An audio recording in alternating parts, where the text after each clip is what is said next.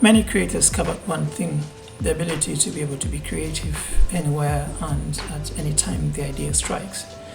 Sometimes this is close to impossible because some of the tools that we use as creators could be bulky. Maybe as a photographer, you have to carry a tripod, and you have to carry a camera, and you have to carry a computer and all these things. I sometimes want to be able to create in the morning when I wake up, when I'm in my pajamas, because sometimes that's when creativity strikes, or at night when you want to go to bed, but you know that you're not going to immediately fall asleep, but you want to be able to play around with maybe some artwork or play around with some edits and small things like that that don't require you to be able to go to the computer all the time or sit at your desk, but you want to lie down in a sofa or on your bed and be able to scribble down a few things.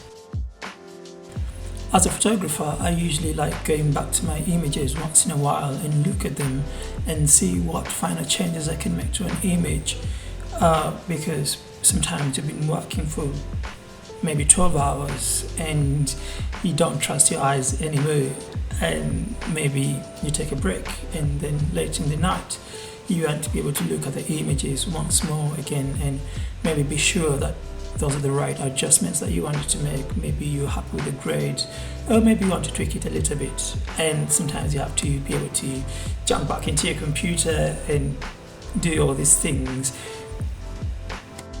Now comes Capture One on an iPad. Over the last few days I've been playing with this app, and I gotta say it's pretty damn good. Full disclosure, I'm using the first generation iPad Pro, so by all means this app wasn't designed with this iPad in mind because of the capabilities that comes with this app, the things that it could do. I don't think they were thinking about the first generation iPad Pro users. They were more thinking about the newer versions of the iPad Pro, maybe 2 years ago, or even the latest models. By the way, this application came out about 2 months ago, and I was a bit excited because of my budding relationship with Capture One Pro on my computer. Over the last few months, I've been slowly transitioning and moving away from Lightroom and embracing Capture One because of the things that I find that Capture One on my computer does more than Lightroom. And one of the things that I loved about Capture One on an iPad is that they managed to keep it minimal, but being able to let you do the things that you want to do with your images and then later finalize your post process. Here is where you come and look at the already pre-installed presets and pre-installed styles. I already have one preset that I already installed here. Let's see how that reacts to this image. You see it gives it an HDR look, and then when you come in here, it's all the already installed presets that come with the app and all the way down here. And to me this is quite easy. When you come to the other icon, which I'll say I think this was one of the most confusing one, but again, once you open it, you automatically know that this is the keystone, or this is where you get to crop your images in and out, and the things that you want to do to your images and rotating your images here. So I think this was pretty much easy for me. I got to be able to use this application in the first 20 minutes that I opened it, which is usually very hard, even for a mobile application, which is not supposed to be very, very complicated and very, very difficult.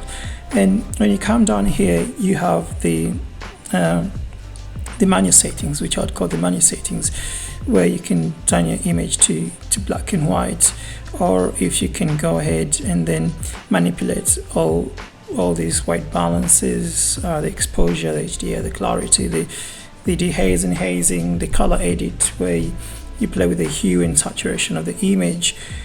So pretty much very, very easy. And then the last one, which is the grain or the sharpness of the image, how much you want your image to be sharp. and things like that. And to me, this is exactly what I wanted, because I wanted something that when I bring my bank of images, I can just dump them on, and then I can quickly do maybe tagging or doing really small adjustments before I move them into Photoshop. But I didn't get to start using Capture One on the iPad until a few days ago, when they released a new version where I could be able to sync my camera.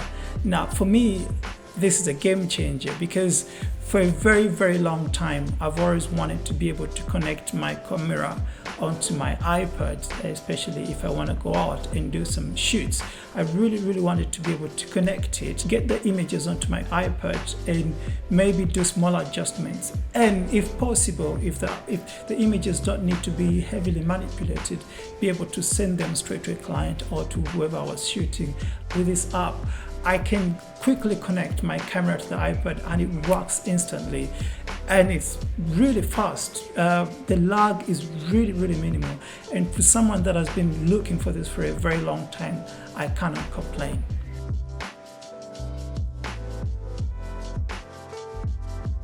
I don't know about using the iPad and this to shoot on a bigger set, working with clients outside, but I know that if I'm working on a small set and I'm in my studio here, I can quickly tether my iPad to my camera for the iPad, and without the need for me to be able to leave my computer, get my screens and all the cables that I have to deal with.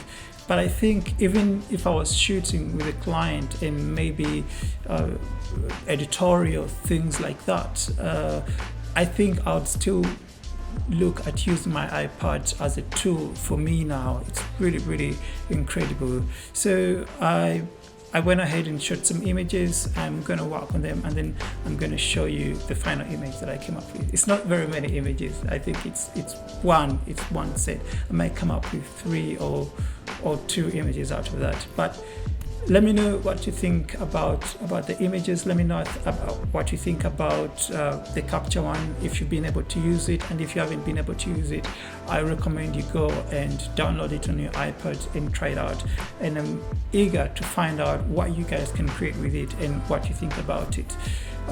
Thank you for watching this video, and if you haven't subscribed, don't forget to subscribe, and I'll see you next time. Peace.